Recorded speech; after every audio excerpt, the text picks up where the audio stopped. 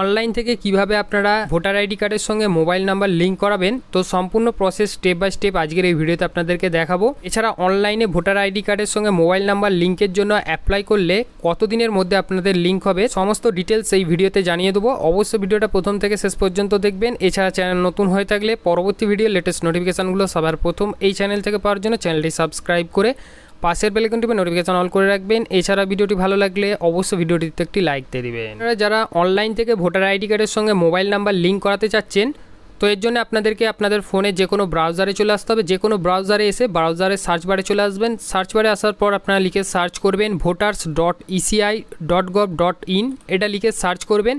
এটা লিখে সার্চ করলে আপনারা কিন্তু ডাইরেক্ট ইসিআই নেটের ওয়েবসাইটে চলে আসবেন।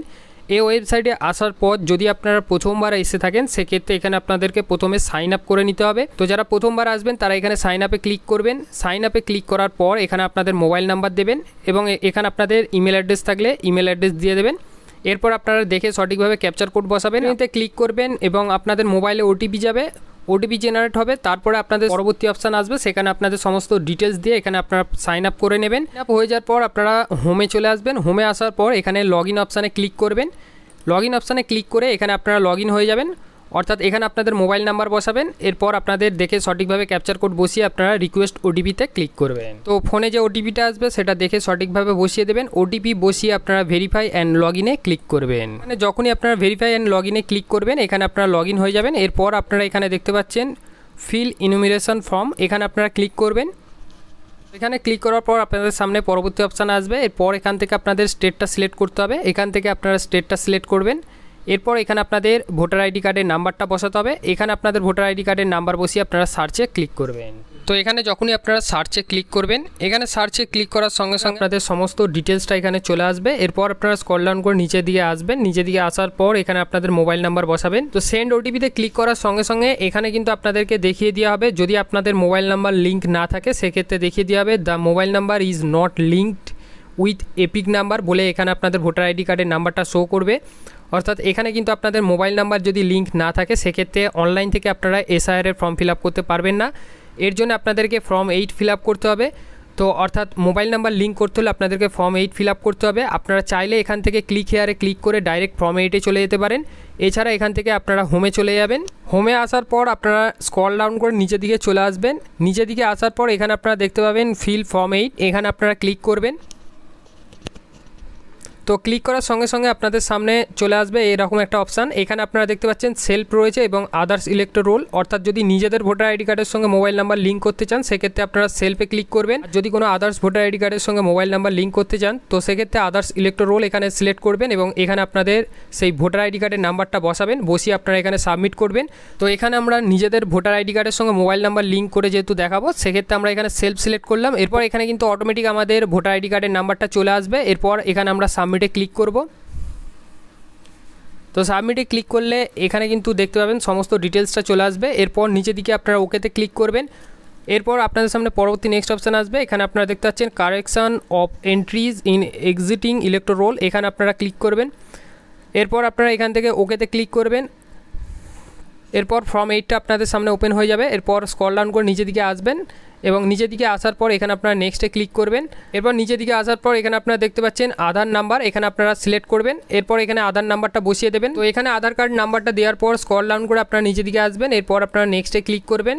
নেক্সটে ক্লিক করার পর আপনারা একটু নিচের দিকে চলে আসবেন। এখানে দেখতে পাবেন এখানে আপনাদের মোবাইল নাম্বার, অর্থাৎ এখানে মোবাইল নাম্বার যেহেতু আপনারা লিঙ্ক করতে চাচ্ছেন সেক্ষেত্রে আপনারা মোবাইল নাম্বার সিলেক্ট করবেন। এরপর এখানে আপনাদের সেই মোবাইল নাম্বারটা বসাবেন। মোবাইল নাম্বার বসানোর পর আপনারা নেক্সটে ক্লিক করবেন।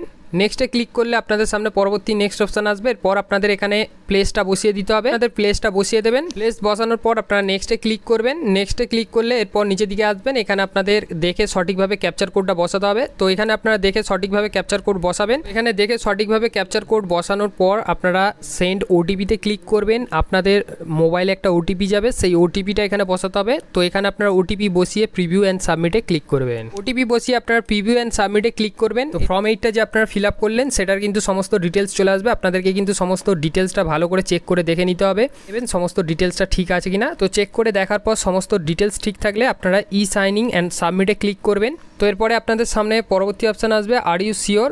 তো যদি আপনারা এখানে সমস্ত ডিটেলস ঠিক থাকে এরপর আপনারা এখানে ইয়েসে ক্লিক করবেন।